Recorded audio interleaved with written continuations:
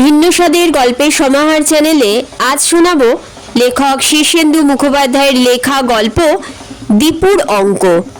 গল্প পাঠ ভালো লাগলে গল্পের শেষে একটা লাইক করে দেবেন, চ্যানেলটিকে সাবস্ক্রাইব করে আমার পাশে থাকবেন। তো চলুন শুরু করা যাক আজকের গল্প দীপুর অঙ্ক। অঙ্কে দীপুর মাথা খুব ভালো বটে, কিন্তু অন্য বিষয়ে সে একেবারে ন্যাদোষ। এবার বার্ষিক পরীক্ষায় সে ইংরেজিতে পেয়েছে 12, বাংলায় 18, ইতিহাসে 15, এই রকম সব আর কি। মোট 5 বিষয়ে ফেল। তবে অঙ্কে 100-তে 100। সেই ক্লাস 1 থেকে এই ক্লাস 10 অবধি অঙ্কের নম্বরে কোনো নড়চড় নেই, সেই 100-তে 100। অনেক চেষ্টা করেও অঙ্কের স্যার কোনো দিন তার 1 নম্বরও কাটতে পারেননি। কথা হলো 5 বিষয়ে ফেল করে সে নতুন ক্লাসে ফি বছর ওঠে কি করে? আসলে স্কুলের হেড স্যার বলেন, দীপুর অঙ্কের মাথা যখন এত ভালো তখন সে তো আর গবেট নয়, অন্য বিষয়ে মন দিলে পাশ নম্বর পাবে, মন দেয় না এই যা। তাই প্রতি বছর স্পেশাল কনসিডারেশনে তাকে প্রমোশন দেওয়া হয়।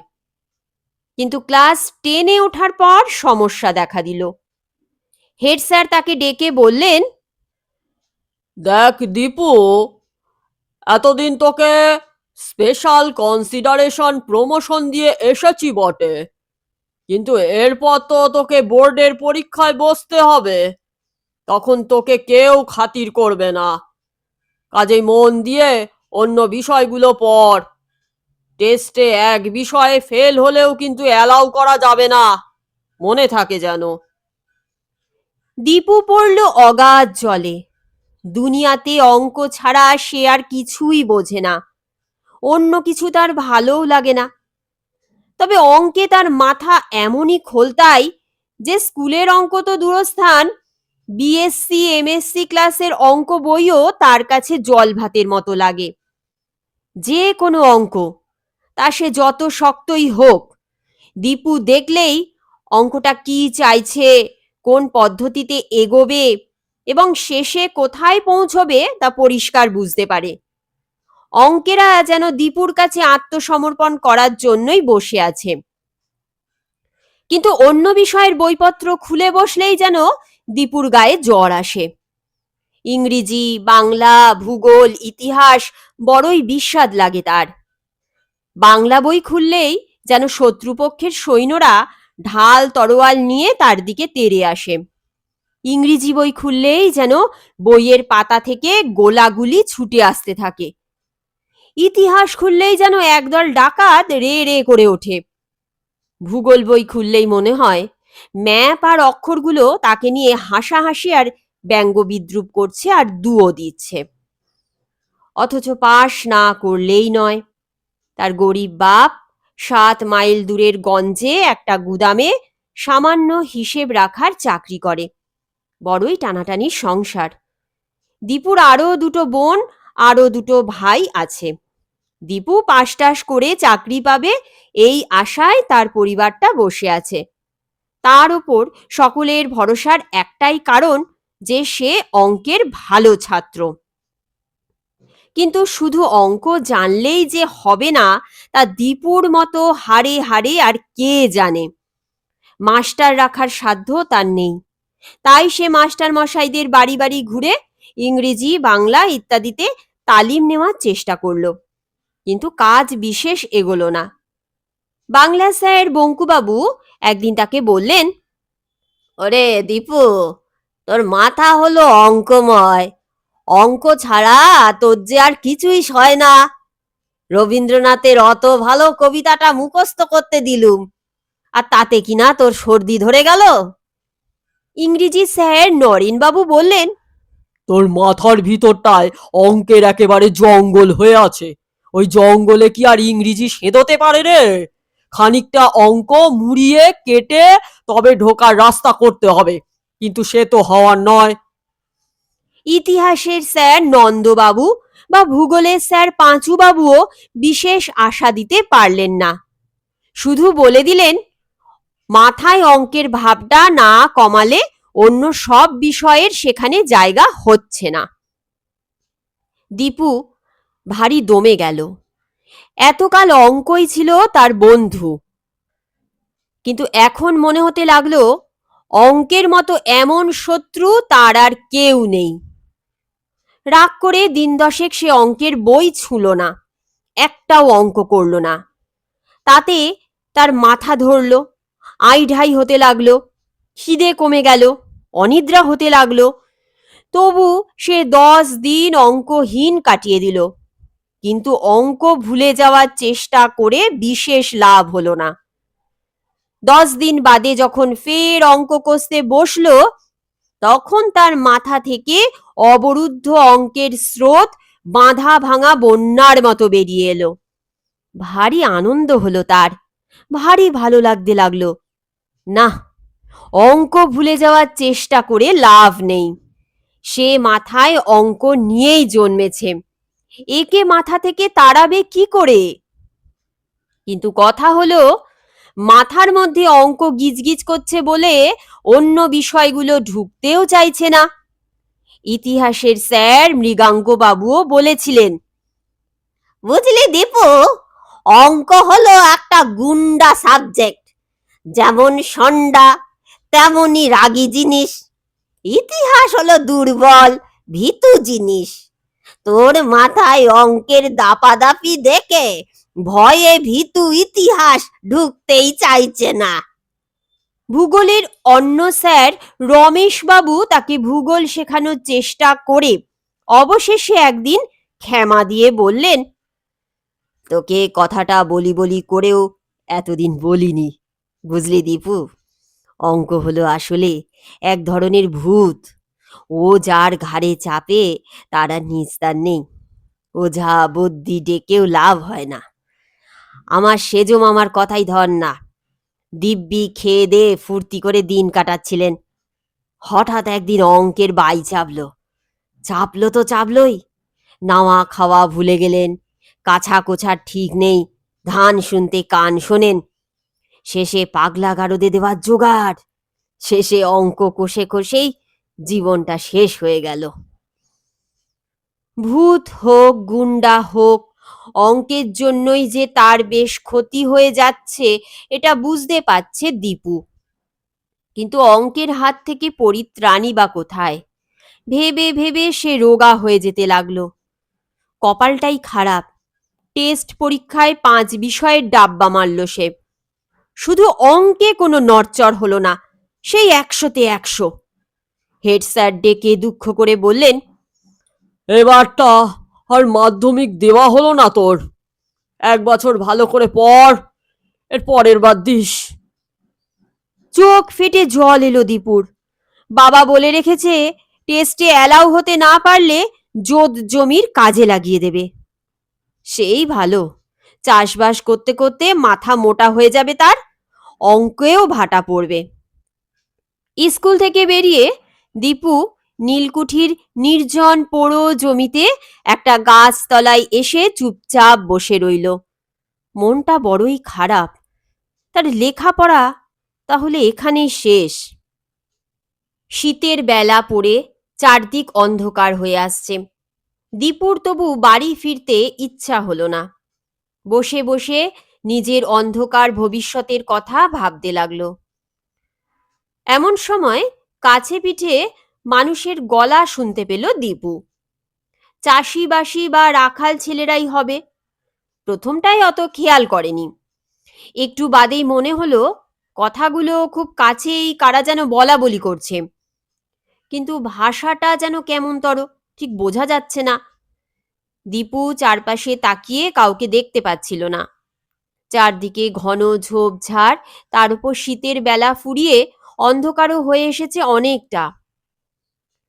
দীপু একটু অবাক হয়ে গলা খাঁকারি দিয়ে বলল, কে ওখানে? সঙ্গে সঙ্গে কথা বন্ধ হয়ে গেল। দীপু জানে নীলকুঠিতে পুরনো সব সাহেব ভূত আছে, সেই ভয়ে রাত বিরেতে এদিকে কেউ আসে না। তারও একটু ভয় ভয় করছিল, তবে মন খারাপ বলে ভয়টা তেমন বেশি হলো না। সে তাড়াতাড়ি উঠে পড়ল। বাড়ি যাওয়ার জন্য পা বাড়িয়েও দীপু থমকে গেল। তার সামনে পথ আটকে তিনজন লোক দাঁড়ানো। তিনজনের চেহারাই একরকম এবং অদ্ভুত। বেঁটে, পেট মোটা, মাথায় টাক। তিনজনেরই পরনে হেঁটো ধুতি আর ফতুয়ার মতো জামা। দেখলে মনে হয় সার্কাসের বামনবীর জোকার। দীপু ভারী অবাক হয়ে তিনজনকে দেখছিল। তিনজনের মাঝখানের জন একটু এগিয়ে এসে নিজের টাকে হাত বোলাতে বোলাতে বলল, ওহে বাপু, আমরা একটু বিপাকে পড়েছি, সাহায্য করতে পারো? দীপু ঢোক গিলে বলল, কিরকম সাহায্য? লোকটা ফস করে একটা কাগজ আর পেন্সিল বের করে তার হাতে দিয়ে বলল, এই দেখো তো বাপু, অঙ্কটা কষতে পারো কিনা। দীপু অঙ্ক দেখলেই পাগল হয়। সে আর দ্বিরুক্তি না করে কাগজটা নিয়ে খসখস করে অঙ্কটা কষতে লাগলো। মিনিট পাঁচেক বাদে কাগজটা ফেরত দিয়ে বলল, এই নিন, হয়ে গেছে। লোকটা বাঁ হাতে কাগজটা নিয়ে তাচ্ছিল্যের সঙ্গে একবার চেয়ে সঙ্গীদের দিকে মুখ ফিরিয়ে বলল, না হে বীজ দত্ত, সংখ্যা দত্ত, ছোকরার এলেম আছে। বাকি দুজন একটু মুখ তাকাতাকি করল। মাঝখানের জন দীপুর দিকে চেয়ে বলল, বুঝলে ছোকরা, জগতে অঙ্ক ছাড়া আর কিছুই নেই। অঙ্কময়ং জগৎ, দুনিয়াটা চলছেই তো অঙ্কের জোরে। গান বলো, কবিতা বলো, সাহিত্য বলো, সবকিছুর পিছনেই দেখবে অঙ্ক ঠিক ঘাপটি মেরে আছে। এই যে ফুল ফোটে, জ্যোৎস্না ওঠে, মলয় পবন বয়ে যায়, একটু চেপে যদি ভেবে দেখো তাহলে দেখবে তার পিছনেও ওই অঙ্কেরই খেলা। তা শুনলুম তোমার নাকি অঙ্ক নিয়ে কি সব সমস্যা হচ্ছে, সত্যি নাকি? দীপুর চোখে জল এলো। সে ধরা গলায় বলল, আপনারা কি অন্তর্যামী? লোকটা শশব ব্যস্তে বলে ওঠে, আহা, চোখের জল ফেলার কি হলো হে ছোকরা? তা বাপু, অন্তর্যামী আমরা বটে। আমার নাম হলো ঘনক। আমি হলুম গে জ্যামিতি, ত্রিকোণমিতি আর ঘনকের দেবতা। আমার নাম ঘনক দত্ত। আর ওই যে বাঁ দিকেরটি, উনি হচ্ছেন বীজগণিত আর কল্প অঙ্কের দেবতা বীজ দত্ত। আর ডান দিকেরটি সংখ্যাবিদ সাংখ্য দত্ত। দীপু চোখ বড় বড় করে বলল, আপনারা দেবতা নাকি? কই, এরকম নাম তো শুনিনি। লোকটা টাকে হাত বোলাতে বোলাতে বিজ্ঞের মতো হেসে বলে, হে হে, ৩৩ কোটি দেবদেবীর মধ্যে কজনের নাম জানো হে ছোকরা? যদি চেপে ধরি তাহলে ৩৩ জনের নামও কি বলতে পারবে? দীপু ভয় খেয়ে বলল, আজ্ঞে না। তাহলে দীপু আমতা আমতা করে বলে, আমি আমি আমি শুনেছিলাম এই লেখাপড়ার দেবতা হলেন মা সরস্বতী। তা তো বটেই, কিন্তু লেখাপড়া তো আর চারটিখানি জিনিস নয়, বিশাল সমুদ্র। মা সরস্বতীর অধীনে এই আমরাই নানা শাখা প্রশাখা আগলাই। তা ধরো কয়েক হাজার তো হবেই। কেউ ছন্দ সামলায় তো কেউ অলংকার, কেউ কাব্য সামলায় তো কেউ গদ্য। গদ্যেরও আবার কত ভাগ, প্রবন্ধ, গল্প, উপন্যাস। তারপর ধরো ইতিহাস ভূগোলের পিছনেও মেলা দেবতাকে মেহনত দিতে হচ্ছে। বিশাল কর্মযজ্ঞ হে, বিশাল কর্মযজ্ঞ। তা ওসব কথা থাক, তোমার সমস্যাটা কি হচ্ছে বলো তো? দীপু ম্লান মুখে বলল, অঙ্ক ছাড়া আর সব বিষয়ে যে আমি বছর বছর ফেল করি। লোকটা সঙ্গীদের দিকে ফিরে বলল, ওহে সংখ্যা দত্ত, বীজ দত্ত, কি বুঝছো? সঙ্গী দুজন মাথা নেড়ে গম্ভীর মুখে প্রায় একসঙ্গেই বলল, অসম্ভব। ঘনক দীপুর দিকে ফিরে একগাল হেসে বলল, শুনলে তো, জগৎটাই অঙ্কময়। যে অঙ্ক জানে সে তো কেল্লা মেরেই দিয়েছে। তাহলে আমি ফেল করি কেন? ঘনক মাথা চুলকে বলে, কেন ফেল করো তার কারণটা খুব জটিল, বললেও তুমি বুঝবে না। শুধু এটুকু বলি, তোমার মাথাটা একটা ঘর, তুমি সেই ঘরের মধ্যে দরজা জানালা এঁটে অঙ্ককে কয়েদ করে রেখেছো। কুনোকে হাতি কাকে বলে জানো? আজ্ঞে না।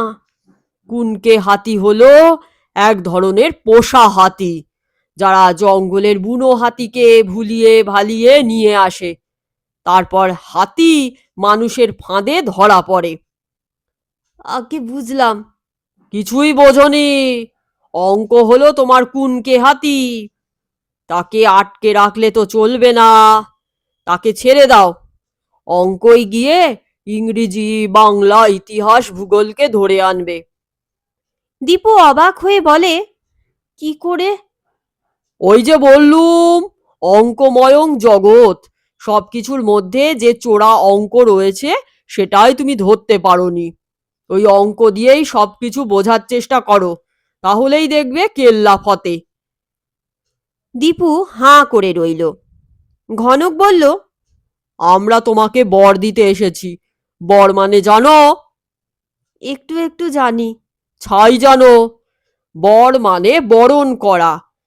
যা পেতে হবে, যা পেতে চাও, তার জন্য সব কষ্টকে বরণ করে নেওয়াই হচ্ছে বর লাভ। বুঝলে? দীপু ভয় খেয়ে বলল, যে আজ্ঞে।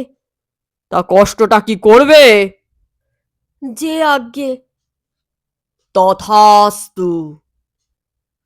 বলে 3 বেঁটে দেবতা হঠাৎ অদৃশ্য হয়ে গেল। দীপু চমকে উঠে বুঝতে পারল সে গাছতলায় বসে ঘুমিয়ে পড়েছিল। ঘুমিয়ে ঘুমিয়ে এতক্ষণ স্বপ্ন দেখছে। কিন্তু স্বপ্নটাকে খুব একটা অবিশ্বাস্য মনে হলো না তার। অন্ধকার হয়ে এসেছে। দীপু উঠে বাড়ি ফিরে গেল। পরের বছর টেস্ট পরীক্ষায় দীপুর নম্বর হলো বাংলায় ৮০, ইংরেজিতে ৮২, ভূগোলে ৯০, ইতিহাসে ৭৫, অঙ্কে সেই ১০০-তে ১০০। না, দীপুর আর অঙ্কের ওপর অভিমান নেই।